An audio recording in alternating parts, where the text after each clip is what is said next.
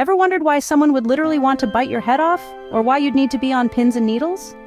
Welcome to our video where we unravel the mystery behind these fascinating English idioms. Idioms are the spice of language, adding color and personality to our conversations. They're more than just phrases, they're a whimsical way of expressing thoughts, feelings, and situations. Picture this. You're not just explaining a situation, you're painting a vivid picture with words. That's the beauty of idioms. In our world where communication is key, idioms play a crucial role in making language more engaging and personable. In this video, we're going to explore 5 captivating idioms to get someone up to speed, to be at the end of one's rope, to bite someone's head off, to be on pins and needles, and to let sleeping dogs lie. Ready to dive into the world of idioms? Let's start with the first one, to get someone up to speed.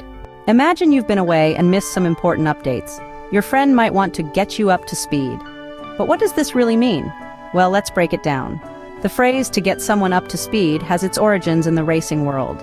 In racing sports, getting up to speed refers to accelerating until reaching the desired or competitive speed. Over time, this phrase transitioned from the racetrack to everyday conversation. Today, when we say we're getting someone up to speed, we're not talking about helping them accelerate a vehicle. Instead, we're referring to the act of updating someone with the latest information or developments. Whether it's briefing a coworker on the details of a new project or filling in a friend on the latest gossip, when you get someone up to speed, you're bringing them up to date. So next time you hear "get up to speed," know that it's all about catching up with the latest. Ever felt so frustrated that you were at the end of your rope? No, you're not literally holding onto a rope. This idiom, "to be at the end of one's rope," paints a vivid picture of extreme frustration or desperation. Imagine clinging onto a rope for dear life and you're just about to lose your grip. That's the kind of emotional state this idiom is used to convey. Now let's dive into its origins. This expression traces back to the days of seafaring. When sailors were hauling in the anchor, the bitter end of the rope was the final part to come aboard. If the anchor was stuck and they were at the bitter end, they had no more rope to play out and were in a dire situation. In modern usage, when someone says they're at the end of their rope, they're expressing that they've exhausted all their options, patience, or resources. They're just about ready to give up. So, being at the end of your rope simply means you're feeling overwhelmed or exasperated. If someone bites your head off, should you be worried? Not really, as this is just another colorful idiom. Now, we're not talking about literal head chomping here. This phrase is actually used to describe a situation where someone responds to you in a harsh or angry manner. The origin of this idiom is somewhat unclear, but it's believed to be rooted in the idea of a predatory animal biting the head off its prey, symbolizing a sudden and violent reaction. In everyday speech, if someone bites your head off, they're likely snapping at you with sharp words, not sharp teeth. Let's say you've asked your coworker a simple question, and they respond with a heated tirade. You might say, "Whoa, no need to bite my head off, I was just asking a question." So if you're ever accused of biting someone's head off, take a deep breath and remember to respond calmly. Remember, biting someone's head off is just a metaphor for expressing anger, not an actual physical action. Scene script. Have you ever been on pins and needles or decided to let sleeping dogs lie? Let's find out what these idioms mean. Our 4th idiom for today is "to be on pins and needles."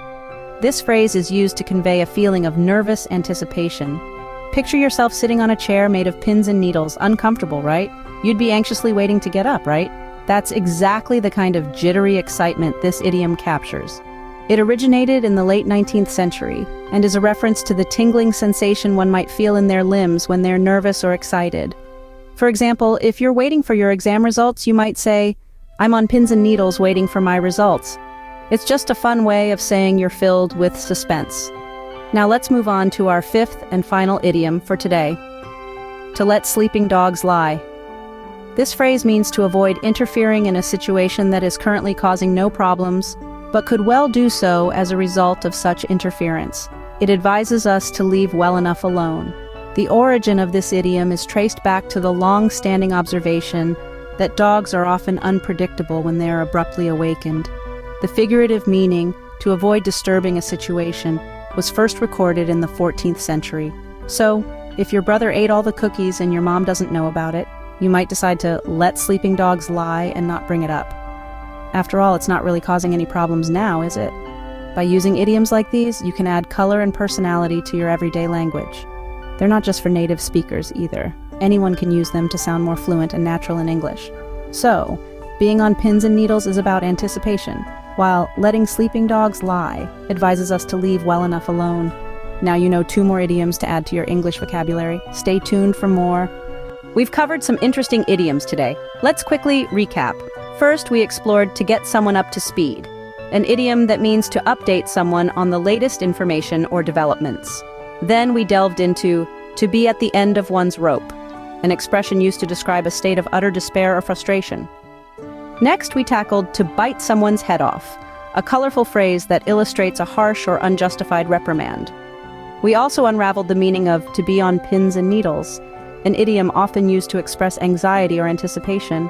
Lastly, we discovered the wisdom of to let sleeping dogs lie, a phrase that encourages us not to disturb a situation as it might cause trouble. These idioms not only enrich our vocabulary, but also add a touch of creativity and expressiveness to our language. And that wraps up our journey through these fascinating idioms.